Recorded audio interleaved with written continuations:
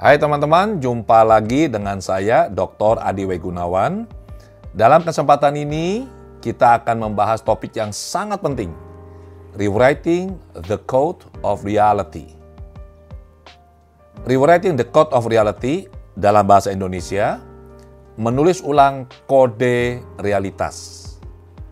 Apa yang dimaksud dengan realitas? Realitas adalah kenyataan. Dalam konteks bahasan kali ini, kenyataan hidup, kualitas hidup, capaian hidup kita. Apa yang dimaksud dengan kode realitas? Bagaimana cara mengetahui keberadaan kode ini? Apa pengaruhnya pada hidup kita? Bagaimana kode ini mendikte dan menentukan realitas hidup kita? Mari kita bahas. Teman-teman, bila saya bertanya, apa tujuan hidup? Ini jawabannya bisa macam-macam. Ada yang bilang tujuan hidup itu sehat, damai, bahagia, sukses, kaya, makmur, terkenal, jadi selebritis, sejahtera, mulia, dan masih banyak lagi. Setiap orang punya definisi sukses dan punya tujuan hidupnya sendiri-sendiri. Kita ketahui, setiap insan pasti ingin sukses. Tapi, mengapa lebih banyak orang gagal daripada sukses? Ada yang bilang, wah itu karena kurang kerja keras, Pak. Oh ya? Kita menemukan ada banyak orang yang kerja keras pagi sampai malam, bertahun-tahun, tapi tetap juga belum bisa sukses. Kerja keras benar adalah salah satu faktor atau komponen penting dalam meraih sukses. Akan tetapi, kerja keras bukan jaminan sukses. Banyak orang yang sudah kerja keras bertahun-tahun, terus melakukan kerja keras, dan tidak mencapai hasil yang diinginkan. Saya ingat sebuah pernyataan sangat terkenal dari Albert Einstein. Einstein berkata, insanity is doing the same thing over and over again and expecting different results. Artinya, yang namanya ketidakwarasan adalah bila seseorang melakukan sesuatu yang sama berulang-ulang, dalam hal ini kerja keras misalnya, terus seperti itu dengan cara yang sama dan berharap hasil yang berbeda.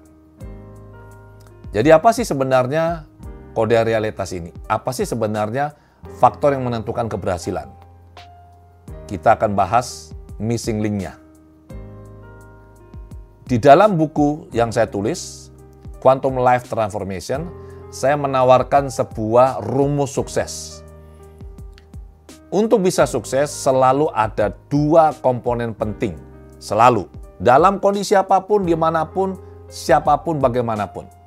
Selalu ada dua komponen penting. Yang pertama, God factor atau faktor Tuhan. Kalau Tuhan tidak ridho, Tuhan tidak merestui, Tuhan tidak mengizinkan diri kita atau siapapun untuk meraih sukses, tidak akan pernah sukses ini bisa diraih oleh siapapun. Jadi faktor ini mutlak dan sangat-sangat utama. Ada juga yang menyebutnya sebagai faktor karma. Orang boleh berusaha, boleh bekerja dengan cara apapun, dengan strategi apapun.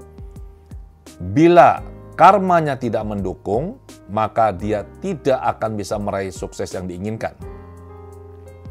Faktor kedua adalah faktor manusia atau human factor.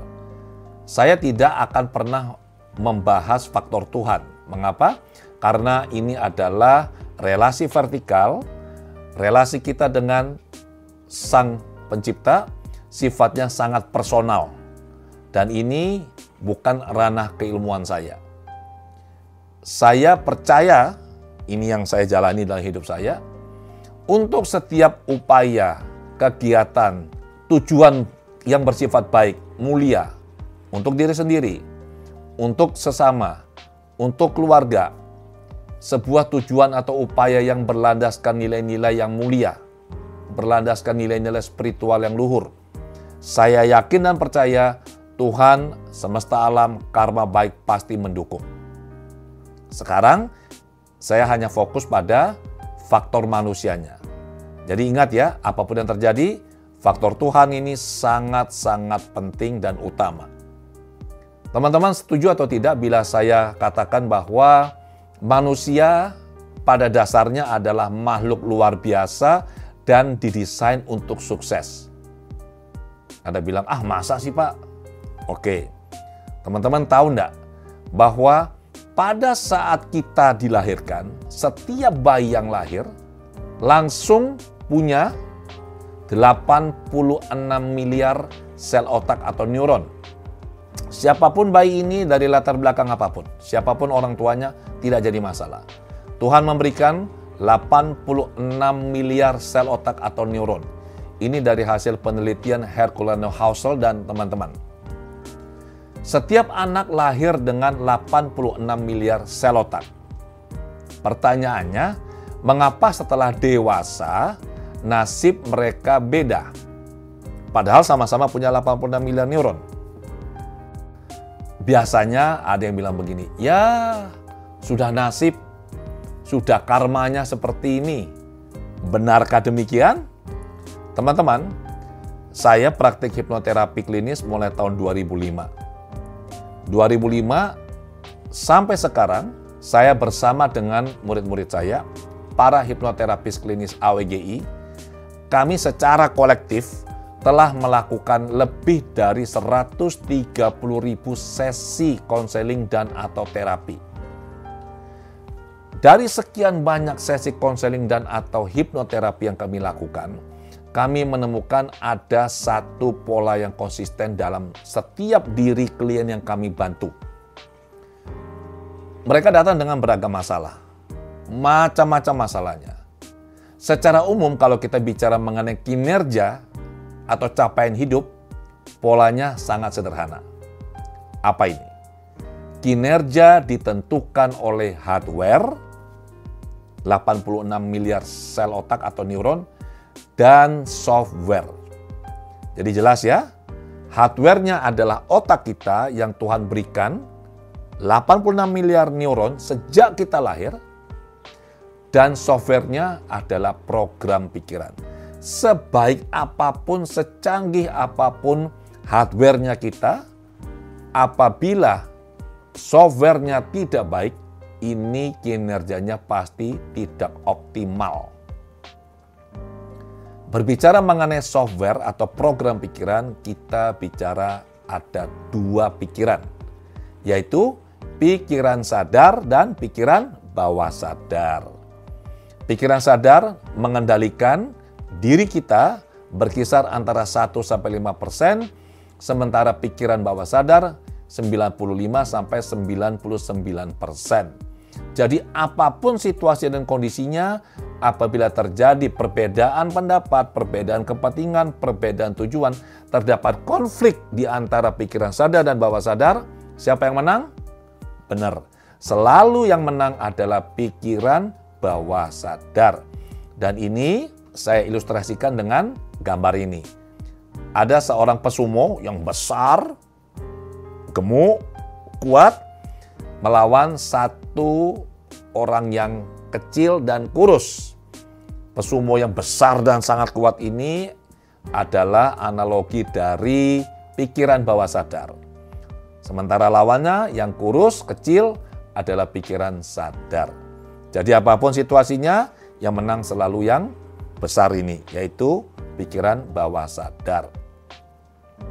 Terkait program pikiran teman-teman, siapa diri kita saat ini, di momen ini, adalah hasil programming sejak lahir. Jadi program diri kita adalah pencipta realitas kita, pencipta hidup kita, pencipta capaian kita.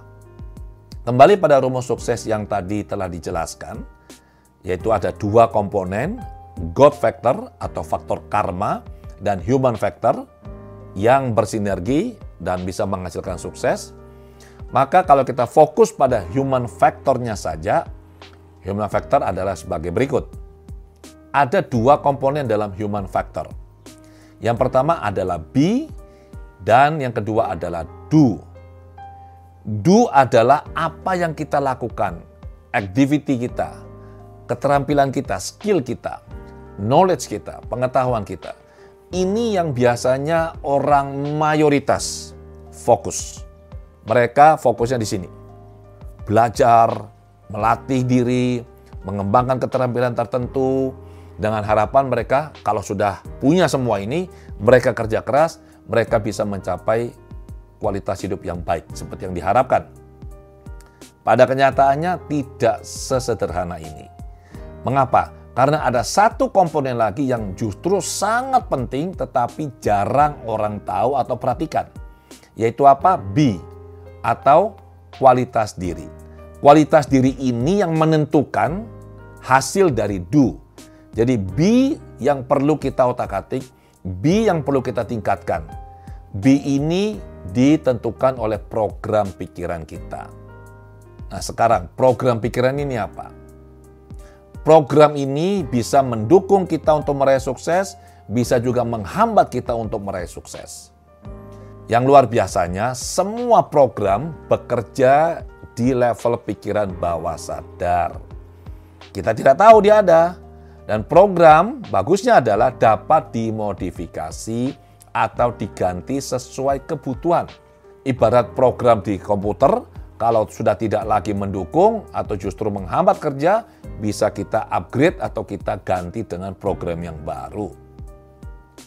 Apa yang dimaksud dengan program pikiran? Program pikiran adalah belief atau kepercayaan. Belief adalah apa yang kita pikir benar, apa yang kita rasa benar, menurut kita, sehingga diterima sebagai kebenaran. Jadi pada dasarnya belief ini hanyalah sebuah ide. Ide yang entah disampaikan oleh siapa, atau yang kita dapat dari mana. Yang penting adalah kita pikir benar dan rasa benar menurut kita, jadi ini sangat subjektif. Dan akhirnya diterima sebagai kebenaran. Program pikiran atau belief ini ada yang sifatnya menghambat, seolah-olah kita ini ada dalam penjara mental, nggak bisa kemana-mana, penjara yang tidak terlihat. Ada juga program pikiran atau belief yang mendukung kita untuk bisa meraih sukses atau kualitas hidup yang baik. Sekarang, apa dan dari mana asalnya belief ini? Bila kita melihat proses perjalanan hidup seorang manusia sejak terjadi pembuahan, kemudian ibu mengandung kita, lahir, bertumbuh, dan seterusnya sampai dewasa. Fase kritis instalasi program pikiran terjadi di 3 tahun pertama hidup kita. Pada saat ini, 0 sampai 3 tahun, lahir sampai 3 tahun, pada dasarnya manusia tidak punya pikiran sadar, belum punya. Jadi apapun yang disampaikan oleh figur otoritas atau apapun yang dialami oleh kita sebagai bayi, sebagai anak kecil, dari lingkungan, itu semuanya kita serap, kita terima sebagai kebenaran. Data informasi yang telah kita serap ini di 3 tahun pertama hidup, berlanjut ke 3 tahun kedua sampai 6 tahun, ini membentuk fondasi hidup kita. Lanjut lagi sampai usia 13 tahun. Di tahap inilah pada umumnya semuanya sudah di-set, sudah menjadi sesuatu yang fix. Kepercayaan, belief kita sesuatu yang permanen bila kita tidak tahu keberadaan mereka. Jadi 13 tahun pertama hidup kita ini menentukan kemana arah kita saat dewasa. Jadi belief ini bisa berasal dari figur otoritas, bisa dari sumber informasi otoritas, kitab suci, jurnal ilmiah, hasil riset, majalah, dan lain-lain. Bisa juga dari pengalaman masa lalu, dari lingkungan, teman, media sosial, dan terutama saat ini dari berbagai berita hoax yang beredar. Ini semua bisa menjadi sumber belief. tanpa kita sadari. Dan begitu belief ini sudah masuk ke dalam diri kita, diterima menjadi sebuah kebenaran, maka pada saat itu juga belief ini atau program pikiran ini menetapkan koridor berpikir kita. Kita tidak pernah bisa keluar dari koridor berpikir yang telah ditentukan oleh belief ini. Dan belief ini juga mempengaruhi persepsi kita. Seolah-olah pada mata kita ini telah ditempelkan soft lens dengan warna atau nuansa tertentu. Sehingga kita tidak bisa melihat sesuatu di luar diri kita, kejadian peristiwa apa adanya. Kita melihat peristiwa atau kejadian ini apa kitanya, karena ada filter persepsi ini mempengaruhi kita. Dan setiap area kehidupan memiliki dan dipengaruhi belief spesifik. Beliefnya bisa positif, yang mendukung kita, atau yang negatif, menghambat kita. Aspek kehidupan apa saja? Ada aspek spiritual, ada aspek materi, sosial, aspek liburan, pengembangan diri atau kesehatan, aspek relasi, aspek finansial, aspek bisnis karir. Kita semua ingin sukses di 8 aspek ini. Tapi pada kenyataannya tidak seperti ini. Kita menemukan ada orang yang aspek finansialnya sangat berkembang, suksesnya luar biasa, bisnis karirnya sangat bagus, akan tetapi aspek keluarganya tidak baik. Keluarganya tidak bahagia. Dia tidak mau pergi liburan. Aspek sosialnya juga sangat buruk. Materinya oke lah, lumayan. Bagaimana dengan pengembangan diri? Bagaimana dengan kesehatannya? Juga tidak baik. Jadi ini tidak seimbang seperti yang Anda lihat pada gambar. Apabila ada aspek hidup yang belum optimal capaiannya, maka pasti ada belief negatif yang menghambat. Ini perlu kita cari, temukan, dan perlu kita ganti. Langkah awal mengubah belief adalah dengan menyadari, mengenali, mengakui, dan menerima keberadaan belief ini. Coba kita tanyakan sekarang kepada diri sendiri, belief atau kepercayaan apa yang dipegang dan mengendalikan hidup orang-orang sukses, orang-orang yang bahagia, sejahtera, kaya raya, makmur, produktif, dan mulia. Kira-kira apa belief mereka? Coba kita bandingkan dengan belief atau kepercayaan yang dipegang dan mengendalikan hidup orang-orang yang gagal, frustrasi, serba kekurangan, tidak bahagia, capaian hidup rendah, sakit-sakitan, dan atau menderita. Orang-orang yang hidupnya sukses, bahagia, sejahtera, kaya raya, makmur, produktif, dan mulia, mereka punya belief yang spesifik. Mereka punya belief yang mendukung hidup mereka. Mereka yakin dan percaya bahwa mereka berharga dan layak untuk sukses. Mereka percaya diri. Mereka percaya ada begitu banyak kesempatan atau peluang untuk sukses. Mereka percaya hidup adalah kesempatan indah untuk bertumbuh menjadi diri terbaik, untuk berbuat kebaikan dan berbagi kebahagiaan dengan sesama. Mereka percaya faktor paling penting untuk sukses setelah ridho Tuhan adalah mengelola diri. Mereka tidak menyalahkan orang lain. Mereka merasa aman dengan diri dan lingkungannya. Mereka memiliki pengendalian diri yang baik, mampu berkomunikasi dengan baik karena mereka berharga dan percaya diri. Hati mereka penuh dengan rasa cinta. Mereka mandiri, sikap mereka positif. Mereka menghargai orang lain. Mereka menerima diri sendiri dan juga orang lain dengan baik. Mereka tidak menyalahkan orang lain. Bila ada sesuatu yang terjadi dalam hidup mereka, mereka berkata, ini adalah tanggung jawab saya. Itu belief yang ada dalam diri orang sukses. Bagaimana dengan orang-orang gagal? Orang-orang yang hidupnya susah, menderita. Ini contohnya, belief negatif yang biasanya kami temukan di dalam diri klien-klien kami. Ada yang bilang gini, saya bodoh, saya tidak berharga, sukses hanya untuk orang tertentu. Untuk sukses harus kerja keras, cari uang itu susah. Orang harus gagal berulang kali baru bisa sukses. Ini belief yang sangat berbahaya. Bahkan ada yang bilang begini, sukses ini diukur bukan dari tingginya capaian. Sukses lebih utamanya diukur dari seberapa besar, seberapa banyak hambatan yang berhasil diatasi dalam proses mencapai keberhasilan. Jadi misalnya kalau orang itu berusaha atau bekerja langsung sukses, kesannya ini kurang baik. Tapi katanya menurut belief ini, kalau sampai orang ini berdarah-darah, jatuh bangun, habis-habisan, sudah mau bunuh diri misalkan, gara-gara frustrasi karena belum sukses, tapi akhirnya bisa bangkit, dan orang ini sukses, nah inilah sukses yang sesungguhnya. Saya dulu percaya loh dengan belief ini, sekarang saya tidak mau. Saya memilih kalau bisa sekali kerja langsung berhasil, mengapa harus susah dan berdarah-darah?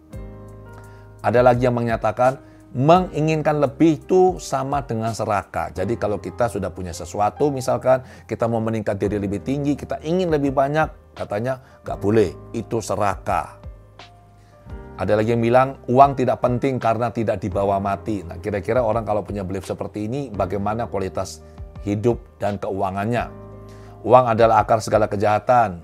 Semakin bertambah usia, semakin pelupa. Ini banyak teman saya seperti ini. Umur baru 50 lebih, mereka bilang, saya ini sudah tua. Sekarang ini ya lumrah lah kalau gampang lupa. Dan itu yang terjadi pada hidup mereka.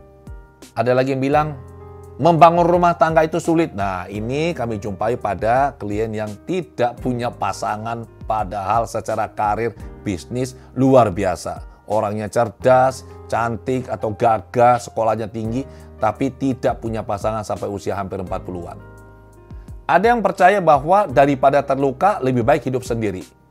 Kalau seperti ini, ya mereka akan hidup sendiri. Liburan sama dengan menghabiskan uang. Nah, ini ada contoh kasus nih. Ada klien, suami istri, ribut saja. Dulu pada saat masih hidupnya biasa-biasa, waktu mereka baru membangun keluarga, sama-sama fokus untuk menghasilkan uang lebih banyak. Setelah mereka sudah mapan, mulai timbul masalah. Mengapa? Karena si suami tipe orang yang tidak mau pergi untuk liburan. Beliefnya suami adalah, buat apa liburan? Liburan itu buang-buang uang. Lebih enak di rumah saja, santai, menikmati hidup. Belief istrinya adalah kalau memang punya uang dan secara finansial ini bagus, mengapa tidak menikmati hidup dengan apa? Healing-healing, liburan, jalan-jalan. Jadi si istri mau liburan, si suaminya tidak mau. Saya bilang sama mereka, ini hanya program. Dan program ini bisa diubah dengan mudah. Tinggal pilihannya adalah apakah si suami mau berubah, sehingga menerima belief baru bahwa perlu mereka liburan jalan-jalan, atau si istri yang programnya dirubah sehingga ya sudah nggak usah liburan, di rumah saja. Apa yang terjadi? Mereka tidak mau mengubah beliefnya, tetap bersikukuh pada beliefnya masing-masing, dan sekarang mereka menjalani beliefnya masing-masing. Mereka pisah, mereka cerai. Saya cukup sedih mendengar ini, karena saya tahu sebenarnya ini sangat mudah dirubah. Just like that ya. Orang miskin lebih mudah masuk surga daripada orang kaya. Ini juga saya sering jumpa pada klien-klien kami yang mengalami kesulitan kondisi finansial. Wah, ini ada yang salah dengan diri saya. Saya tidak bisa percaya orang lain. Diri saya tidak penting, orang lain yang lebih penting. Ini juga tidak baik. Saya harus buat orang lain bahagia. Saya harus buat orang tua bahagia. Saya harus buat pasangan saya bahagia. Ini belief yang sangat menghambat. Teman-teman, semua belief bekerja di kedalaman pikiran bawah sadar. Mempengaruhi, mendikte, menentukan proses berpikir, bersikap, berperilaku, keputusan yang kita ambil, emosi yang muncul yang kita alami dan rasakan, dan masih banyak lagi. Intinya, Semua yang kita pikirkan, alami, rasakan, perilaku, emosi, semuanya, hasil kualitas hidup kita, semuanya. Ini adalah manifestasi dari belief yang ada di bawah sadar. Dan kita seringkali tidak tahu bahwa belief ini ada. Yang seringkali muncul adalah respon perilaku akibat belief negatif ini. Kalau belief positif mah nggak usah cerita, hasilnya pasti bagus. Respon perilaku akibat belief negatif umumnya muncul dalam bentuk apa? Perasaan takut, bisa takut ditolak, takut gagal, takut sukses, perasaan malas, suka menunda, ada cemas atau ragu, hidup terasa berat, ada sabotase diri, penghasilan rendah, bisnis karir stagnan, atau sudah sukses, ambruk. Sukses, ambruk seperti itu. Tidak fokus mengerjakan sesuatu, kegagalan yang berulang, perasaan tidak nyaman. Ini adalah contoh dari respon perilaku.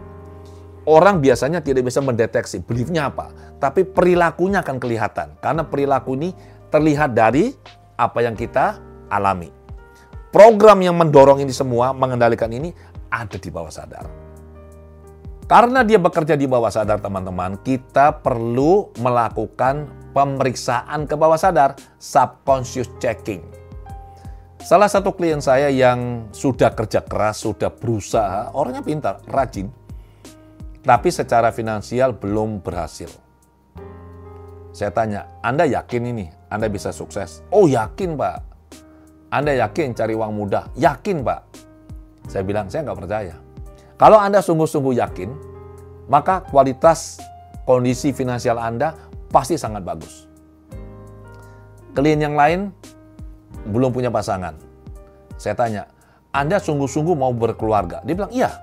Anda yakin Anda berhak dan layak untuk bisa berkeluarga, hidup bahagia? Iya. Anda yakin Anda bisa mendapatkan pasangan seperti yang Anda inginkan? Iya. Semua menjawab ya.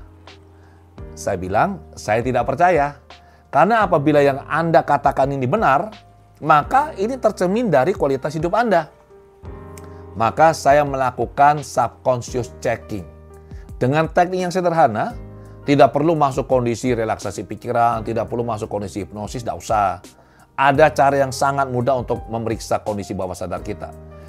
Saya lakukan subconscious checking pada klien yang punya masalah finansial. Dia tadi bilang cari uang ini mudah. Dengan kata lain, dia tidak percaya kalau cari uang ini susah. Setelah dicek ke bawah sadarnya percaya bahwa cari uang ini susah. Pada klien yang susah dapat pasangan, dicek bawah sadarnya bilang apa? Dia tidak layak untuk dapat pasangan yang baik. Dia tidak layak hidup bahagia dalam rumah tangga. Jadi dia diblok oleh bawah sadarnya tanpa dia tahu. Ada dua cara untuk mengubah belief. Cara mudah dan cara yang sulit. Ini dari pengalaman kami ya teman-teman ya. Dari pengalaman saya membantu klien-klien saya dan juga dari pengalaman saya pribadi dulu. Cara sulit mengubah belief ini apa saja? Cara sulit adalah kalau kita berusaha mengubah belief hanya melalui pikiran sadar. Ini sulitnya luar biasa, butuh upaya yang sangat keras. Itu pun syukur-syukur berhasil. Biasanya orang mau mengubah belief itu modalnya willpower, yakin. Jadi misalkan dia itu belum bisa sukses, dia akan bilang, saya bisa sukses, saya yakin, saya pasti bisa. Itu terus diulang-ulang. Ada yang berhasil, banyak yang tidak bisa. Ada lagi yang banyak baca buku motivasi seperti saya dulu. Ikut seminar motivasi. Dulu saya ikutnya itu yang tatap muka ya, offline. Sekarang ini bisa online. Bisa siapapun pembicaranya. Nonton video motivasi, lakukan afirmasi, menggunakan pendekatan pain and pleasure. Jadi kalau misalkan beliefnya negatif, dia tahu ini, itu bekerja, dia memberikan hukuman pada dirinya. Ada lagi dengan pendekatan konseling. Ada lagi dengar audio atau podcast mengenai sukses. Pertanyaannya adalah, dengan semua yang sudah dilakukan ini, mengapa masih begitu sulit mengubah belief? Teman-teman perlu tahu, dengan bertambahnya usia, struktur bangun kepercayaan atau belief, kalau belief diibaratkan sebuah rumah atau gedung, strukturnya menjadi semakin stabil, semakin kaku, dan semakin kuat. Tanpa upaya dan intervensi secara sadar, belief sangat sulit berubah atau diubah. Semakin lama menetap di pikiran bawah sadar, semakin kita menerima belief sebagai sesuatu yang bersifat mutlak dan nyata. Tanpa intervensi secara sadar, belief sulit berubah, bahkan bila ada bukti kuat yang membuktikan bahwa belief ini salah. Jadi ada sebuah belief misalkan, beliefnya menghambat. Contohnya misalnya ya, bahwa cari uang ini susah. Ada loh teman-temannya sukses. Saya memberikan contoh finansial karena ini yang paling mudah kita lihat dan bisa kita bayangkan ya. Si A belum sukses, B, C, D temannya sukses semua. Si A merasa cari uangnya susah, B, C, D mengatakan ini mudah. Walaupun dia sudah menemukan ada bukti-bukti ini, beliefnya tetap tidak bisa berubah. Mengapa? Ini yang disebut dengan refleks atau efek Semmelweis. Efek Semmelweis adalah kecenderungan perilaku manusia untuk tetap berpegang pada belief atau keyakinan, pengetahuan, norma, atau paradigma yang berlaku atau sudah ada sebelumnya, dan menolak ide-ide baru yang tidak sejalan atau bertentangan dengan yang sudah ada dalam dirinya.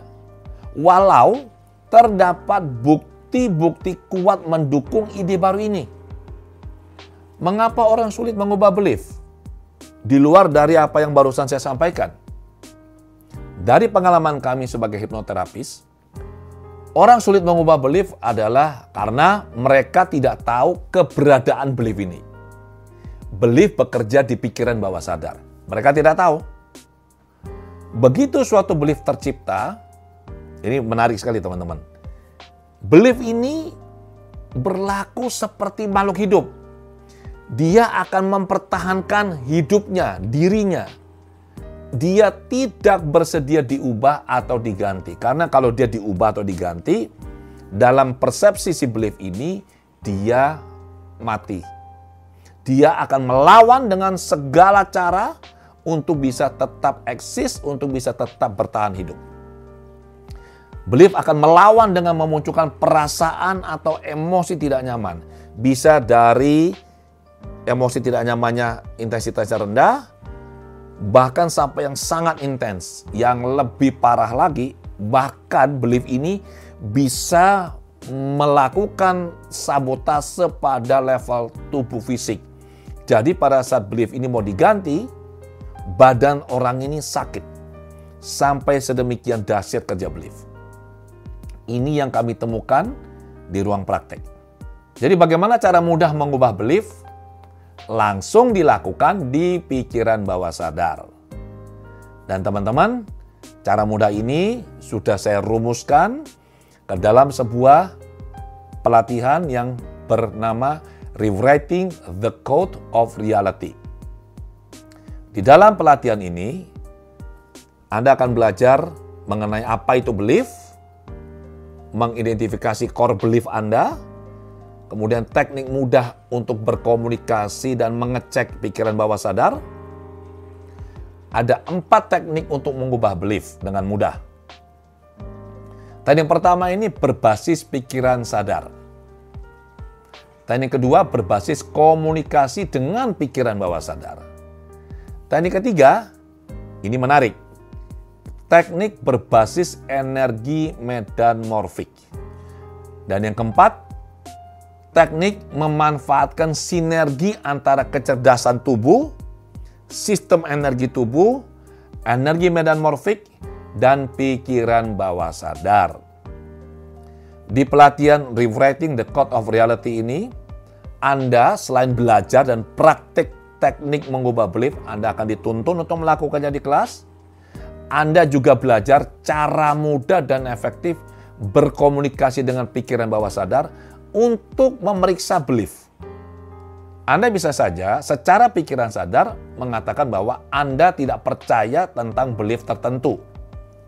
Misalkan kalau ditanya, apakah Anda merasa diri Anda cerdas? Anda bisa saja bilang, oh iya dong, saya percaya saya cerdas. Tapi kalau dilihat dari hasil kinerjanya Anda, prestasinya kok tidak begitu baik, ini sepertinya ada sesuatu. Maka Anda bisa melakukan pengecekan ke bawah sadar, apakah bawah sadar percaya atau menerima bila Anda cerdas.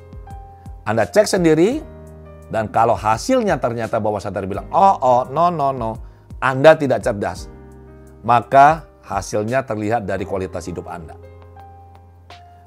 Anda juga bisa cek apakah benar belief yang diinstal ke dalam pikiran bawah sadar telah benar-benar diterima, dimengerti, dan dijalankan bawah sadar. Seberapa kuat belief ini dari skala 0 sampai 100. Kalau 100 full sangat kuat, dia ada di skala berapa?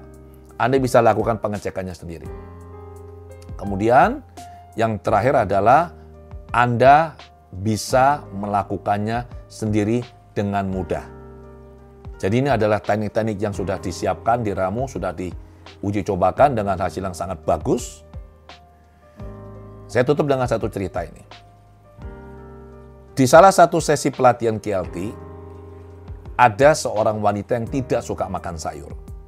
Dan kami makan malam, di depan saya wanita ini ada suaminya dan juga beberapa peserta yang lain. Suaminya bilang begini ke saya, Pak Adi, istri saya ini sama sekali tidak mau makan sayur. Apapun yang kita tawarkan, pokoknya berhubungan dengan sayur, dia pasti tidak mau. Saya tanya si istri, Ibu mau nggak bisa makan sayur? Dia bilang, ya saya sudah pernah coba Pak, tapi kalau saya coba, sayur masuk mulut saya, rasanya nggak enak dan saya mau muntah. Saya bilang, tapi Ibu mau nggak bisa makan sayur? Karena sayur bermanfaat bagi tubuh. Si wanita ini bilang, ya saya mau. Kemudian saya bilang ke peserta yang lain yang melihat apa yang akan saya lakukan, saya bilang, di KLT saya mengajar cara mengubah belief dengan cepat menggunakan the hard technique. Tetapi saya punya teknik yang lain. Saya bilang, saya tidak akan ajarkan ini kepada Anda, saya akan praktekkan langsung pada ibu ini. Dan teman-teman, apa yang terjadi? Saya lakukan langsung dalam waktu singkat. Setelahnya saya bilang, silakan Anda boleh coba makan sayur. Wanita ini dengan begitu nyamannya ambil sayur yang ada di meja, masukkan ke mulut dan dia kunyah.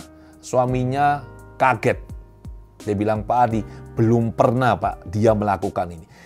Saya tawari uang pun dia tetap tidak mau mencoba makan sayur. Nah teman-teman, sedemikian mudah sebenarnya mengubah belief bila kita tahu caranya. Jadi, sampai jumpa di kelas.